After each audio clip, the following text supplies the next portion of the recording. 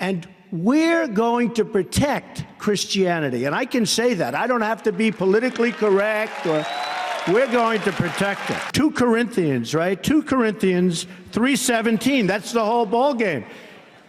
Where the Spirit of the Lord, right? Where the Spirit of the Lord is, there is liberty. And here there is Liberty College, but Liberty University. But it is so true. You know, when you think, and that's really, is that the one? Is that the one you like? I think that's the one you like, because I loved it. And Christianity, it's under siege. I'm a Protestant. I'm very proud of it. Presbyterian, to be exact. But I'm very proud of it. Very, very proud of it. And we've got to protect, because bad things are happening. Very bad things are happening. We have to band together. We have to do really, in a really large version, what they've done at Liberty, because Liberty University has done that. You've band together. You've created one of the great universities, colleges, anywhere in the country, anywhere in the world. And that's what our country has to do, that around Christianity. So get together, folks, and let's do it, because we can do it. Donald Trump gave this speech at Liberty University just before taking office in 2016. And if you don't know who founded this private Christian university... I don't think we need any more holidays. Why not a Martin Luther King Day? I just feel that there are other black Americans and the corporate body of black Americans who are due honor more than one recent individual about whom there's a great question mark even to this moment. What is the question mark? The question mark is that so far all the records on him are sealed. And neither you, Tom, nor I really know what they're going to say. Are you talking about his personal character, yes, and his personal correct. Morality, and his personal life, and he may as well be as any connection? He may be as clean as Billy Graham, but we don't know that because the records are sealed. The ACLU's got to take a lot of blame for this. Oh, yeah. And I know I'll hear from them for this, but throwing God, or successfully with the help of the federal court system, throwing God out of the public square, out of the schools.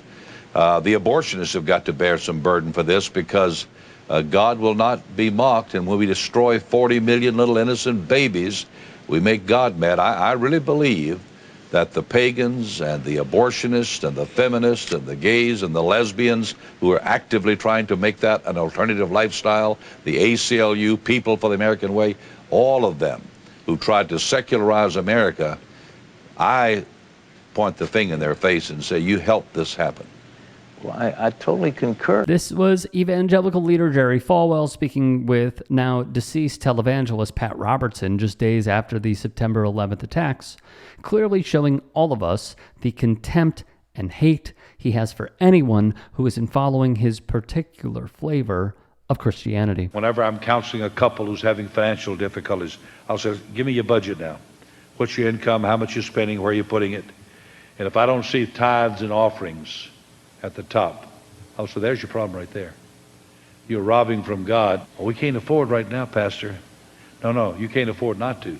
If you need a miracle, you better put the miracle working God in your budget. I've never led people into that they can come back a few months later and say, I don't know how it works, but it does. Falwell knew exactly how the prosperity gospel grift worked, as he enriched himself over decades preying on some of the most vulnerable people in society. And he founded Liberty University back in 1971 with the express purpose of perpetuating the evangelical Christian worldview to the younger generations, thus solidifying the role of evangelical Christians as a major voting bloc and policy driving force of the Republican Party. And Jerry Sr.'s legacy of political activism still continues to this day. Since 2007, Liberty has become the largest and most prosperous Christian university in the world.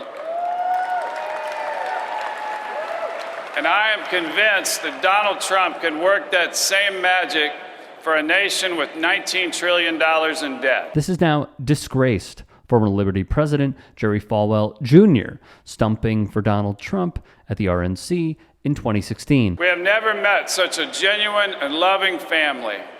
I truly believe Mr. Trump is America's blue-collar billionaire. Does Jerry Falwell Jr. vote for Donald Trump?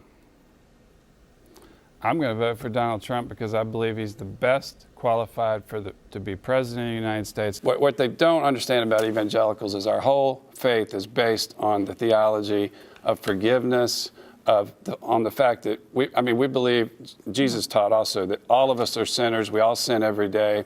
And that's why evangelicals supported Trump so strongly, because that's their theology. and he supported the policies that they thought were important, protecting the borders, cutting taxes, all the appointing the Supreme Court justices that are strict constructionists, all those things. I mean, if you stand for the issue of Well, familial fidelity all and these things- integrity, how many times does it take before you say, this is a person who lacks character? All these things were years ago. He apologized. It's not those things that I hear about from years ago. He has not apologized. Even if they happen, he is He a different person. apologized for the tape. He apologized for the tape. He's not right. That's what I'm talking about. But he's not the same person now that he was back then. I believe he's changed. Jerry Jr. was one of Trump's most staunch defenders while he was still in the public's good graces before ultimately stepping down as president of Liberty in 2020. In an explosive news story about Falwell, his wife Becky, and a 29-year-old former pool attendant, Giancarlo Granda. Granda telling Reuters he met the couple in 2012. So Giancarlo Granda told us that he had an intimate relationship with Becky Falwell and that Jerry Falwell liked to watch. Falwell's troubles going public weeks ago following a series of recent racy party photos, one he posted on social media with his wife's assistant. The university forbids alcohol or media with sexual content or nudity and premarital or extramarital sex. Falwell later took the photo down and apologized, saying it was from a costume party and just in good fun. The affair, he said, started in 2012. It started when he was 20 years old. Offering texts and audio recordings as proof. His new thing is like telling me every time he hooks up with people, like I don't have feelings or something. You're gonna make us jealous. Yeah. Not trying to do that. Granda and the Falwells are in business together, owning a Miami youth hostel. Both sides are quoted in news reports saying the business relationship soured. Starting Friday, we all have to wear masks in Virginia. I said, fine, I'll reluctantly wear it, but only if it's got a picture of Governor Blackface on the mask. It was a convoluted dig at Virginia Governor Ralph Northam, who had just instituted an ordinance requiring masks to prevent COVID-19. Falwell later said he was trying to make the point that Democrats were the real racists. There were students, who would drive around in their cars sometimes with the Confederate flag, either bumper sticker or tag to a certain degree as well. And so you knew your place. Walking in, I can remember going, this feels different. And you knew that you were outnumbered. You knew, okay, this is very right-wing conservative. Jerry Falwell is a symptom of a disease, and the disease is institutional racism.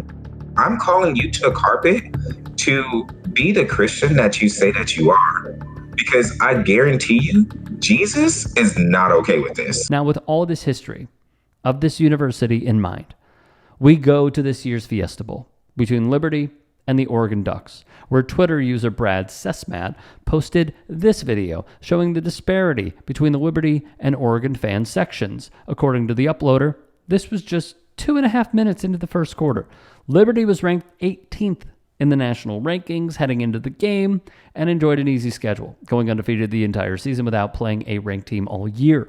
Liberty would lead 6-3 after the first quarter, but the Ducks would heat up and go on to absolutely destroy Liberty 45-6 and win the Fiesta Bowl behind a 5-touchdown performance from likely NFL man quarterback Bo Nix. Coastal Carolina fan account Chant Talk also noticed the lack of support for Liberty, highlighting how the university talked real tough all season just to be blown out by a big-time opponent.